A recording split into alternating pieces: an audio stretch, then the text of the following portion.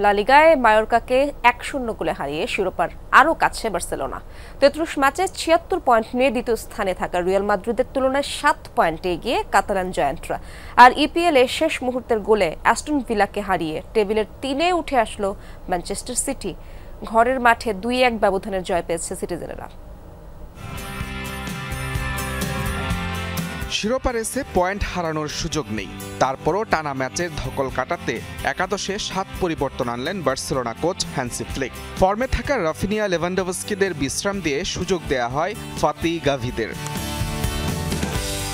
ঘরের মাঠে ম্যাচের শুরু থেকেই একের পর এক আক্রমণ করেও গোলের দেখা পায়নি কাতালান জায়ান্টরা। প্রথমার্ধে ২৪টি শট নিয়েও গোল বঞ্চিত ক্লাবটি। সব মিলিয়ে ম্যাচের ৭৮% সময় বল দখলে রেখে গোলের উদ্দেশ্যে ৪০টি শট নেয় বার্সেলোনা।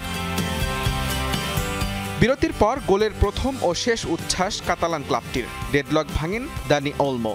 ৭৯ মিনিটে গোলের সৎ সুযোগ পেয়েও কাজে লাগাতে পারেননি লামিনে ইয়ামালে। শেষ পর্যন্ত ১-০ ব্যবধানে জয় নিয়ে মাঠ ছাড়ে বার্সেলোনা।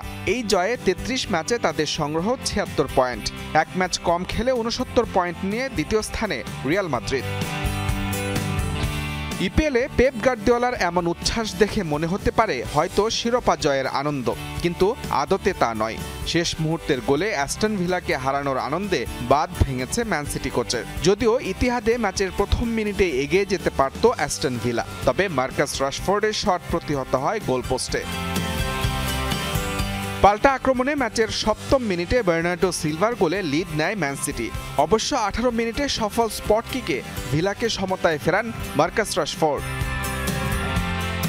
৮২ মিনিটে বর্মাউসের গোল অফসাইডে বাতিল হলে লিড নেওয়া হয়নি সিটিজেনদের। তবে ম্যাচের যোগ করার সময়ে পর্তুগিজ মিডফিল্ডার নুনেজের গোলে জয় নিশ্চিত হয় ম্যান সিটির। এই জয়ে ৩৪ ম্যাচে ৬১ পয়েন্ট নিয়ে টেবিলের ৩-এ উঠে আসলো পেপ গার্দিওলার শিষ্যরা। মুজরাবিন তারেক, যমুনা স্পোর্টস।